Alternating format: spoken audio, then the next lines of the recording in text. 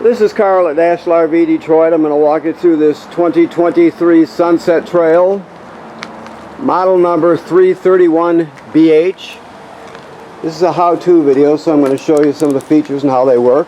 Okay, so you have front and rear power stabilizers. One switch controls both rear, the other one controls both front. Like so. Okay. You also have a refrigerator here and running water, and you have a griddle.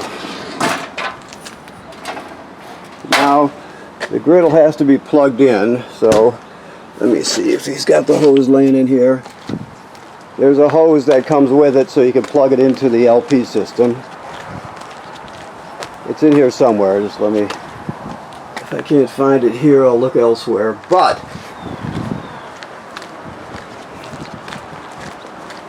basically, it plugs into the back of the griddle. Oh, it's actually hooked up already, okay. To the back of the griddle, and this end right here plugs in right here. So that's how you get LP to your system. Okay? You have power awning with LED strip.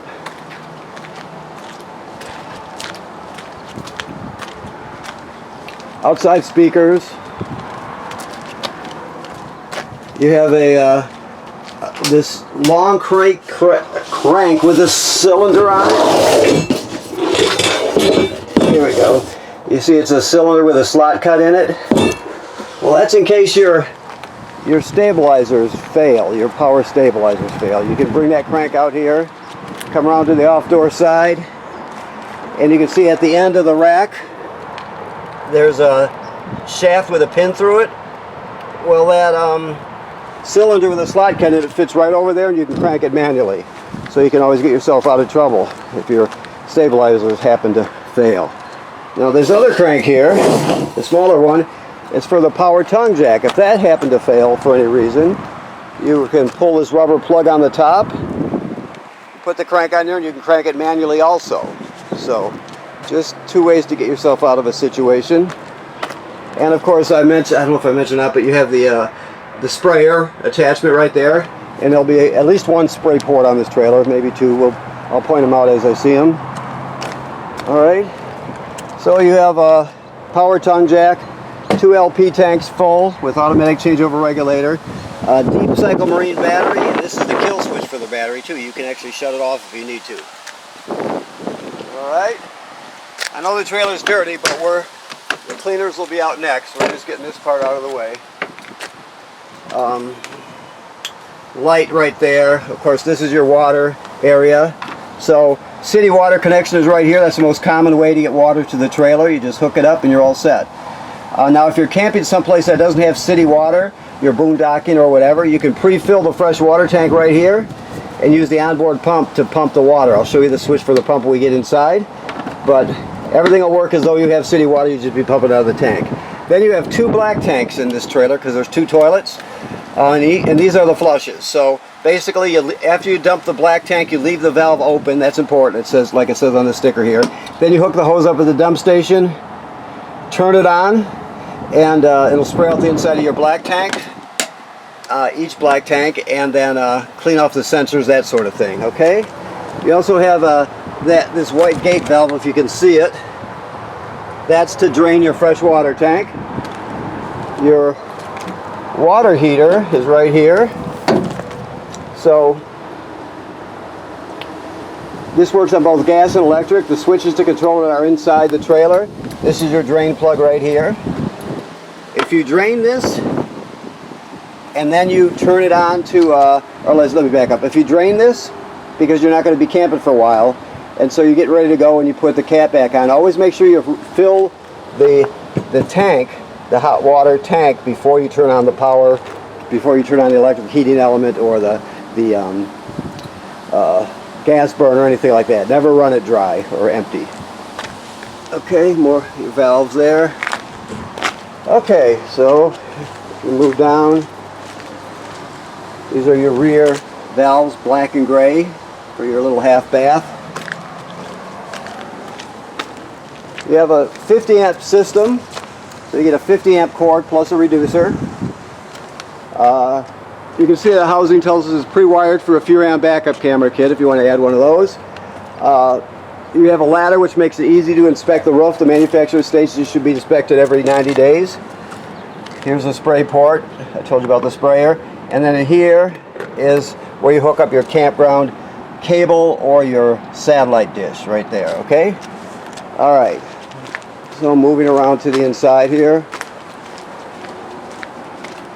When you first come in the door, this is your power converter. This converts AC to DC power. So when you're plugged in, you have regular 110 AC circuit breakers here, and they're all labeled, right? Then the power is converted to 12 volt DC on this side, and they're all 12 volt fuses here, and they're labeled. And this is also, when you're plugged in, it's a battery tender, so it'll always keep your battery charged. As long as you're plugged into shore power, it's always going to sense how much energy your battery needs up front on the tongue, and keep it charged, okay? While we're here, that's your carbon monoxide LP gas detector. You can see the LEDs glowing green. It should always be green. If it's not, get it serviced. Thermostat works like they all do. You hit the mode button and then you select the mode you want. You have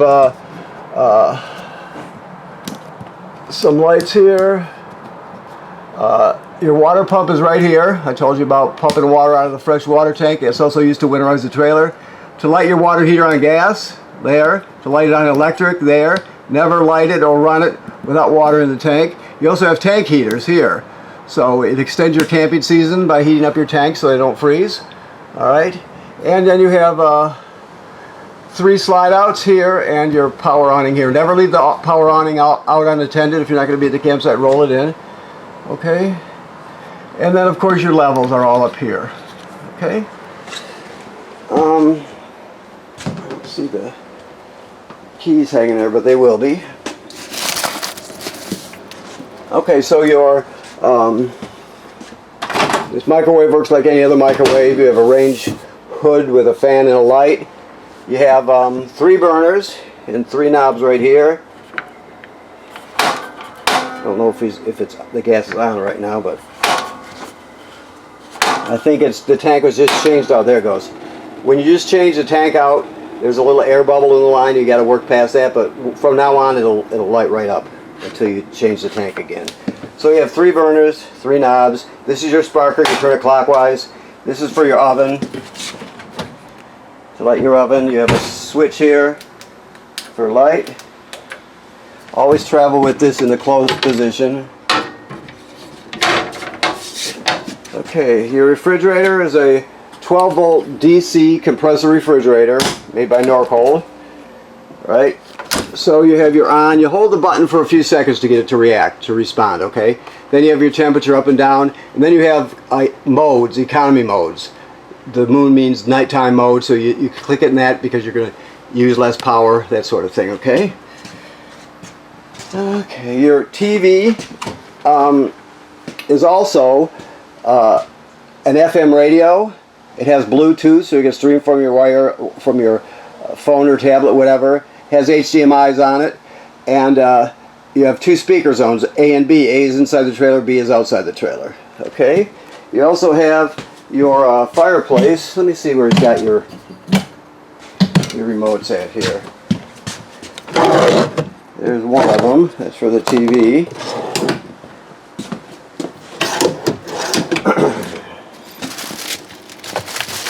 Let me look around here.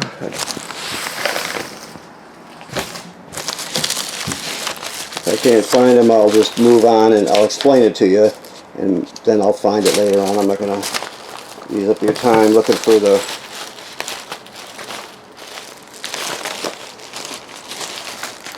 Okay. Anyway, there is a remote for it, and it will be in the trailer when you pick up. Like I said, we're still cleaning it up and everything. It runs on 110 AC. You can see right there. You can change the fire here, right? Temperature and intensity here. It also has a timer, yeah, it also has a, I'm not going to say that. I don't know for sure if this one does have a timer, so I'm not going to say it, but you can see it does all kinds of things here. And it's a really good space heater. I can feel this, it is kicking out the heat right now, so On those days where you don't quite need to run your furnace, your LP furnace, you can run this. Uses campground power. Okay. This, let's see what this is. This is a hide-a-bed. You pull the back cushions off and set them aside. Then you're going to grab it down here and fold it out. This dinette table also drops down onto the cleats down here, and you use the back cushions to fill in space. You have another place to sleep. Coming back here to your bunk room, you have 4 places to sleep here. 2 on this side, 1 here, and then this jackknife's flat to another bed. And you can put this up into this position too to get it out of the way. Okay? This is an emergency window. Works like they all do. You push it all the way through, and then you would grab a hold of that red tab right there and pull the screen out, and you can escape during an emergency. I'll get one-handed here, like so. Okay? You have a half bath here. Also an entry door so you can access it from the outside. So everything works as they typically do. The toilet sits right over a black tank. Remember I told you it has its own black tank flush. When you get to the campground, you hook up your power and your water. Then you're going to throw a dose of chemical in there, plus step on the pedal and put a gallon of water in, and you can then you're ready to use it. Never use it without water and chemical in it, or else it'll smell terrible and it'll get clogged up. So you always want to do that.